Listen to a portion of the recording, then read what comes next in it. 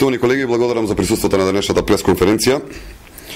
Еве каде се крие причината за протерувањето на новинарите и на затварањето на Советот на општина Карпош за јавноста. Кавгаджијата Акимовски не можеше да си дозволи пред очите на јавноста да се дискутира за неговото недомакинско работење и расфрлање со парите на граѓаните.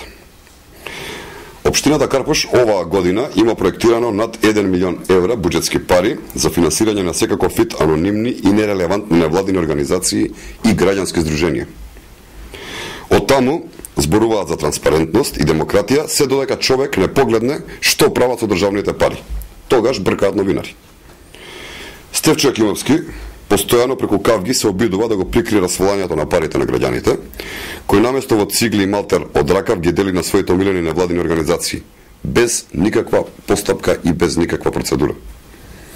Замислете, кавгаджијата Акимовски за оваа година одобрил дури 350.000 денари буџетски пари на граѓаните за организирање на некаква караоке забава и спортски натпревар меѓу наставниците.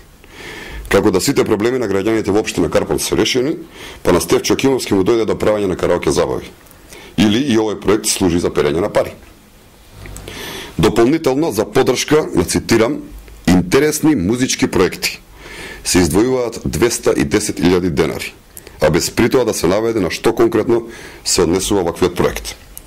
Замислете за канцелариски материјали, флаери, покани, благодарници, награди и постери за проектот Саем на основните училишта се предвидени да се потрошат половина милион денари.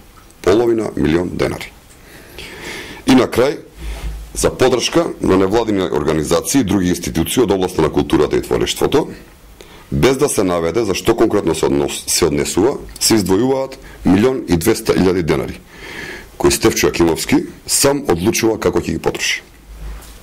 Почитувани, ова се парите на граѓаните, а Стефчо Акимовски ги троши на караоке забави.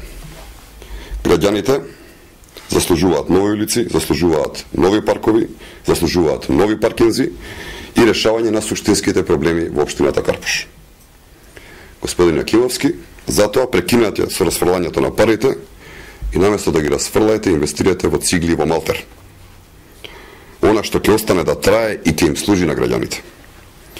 Затоа, почитувани колеги, очекуваме денојеве Игор Ивановски, Јани Макрадули, Весна Бендевска, Маријанчо Николов да излезат во јавноста и да поднесат барем 200 амандмани за буџетот на општина Карпош, кој е вистински пример за недомакинско трошење.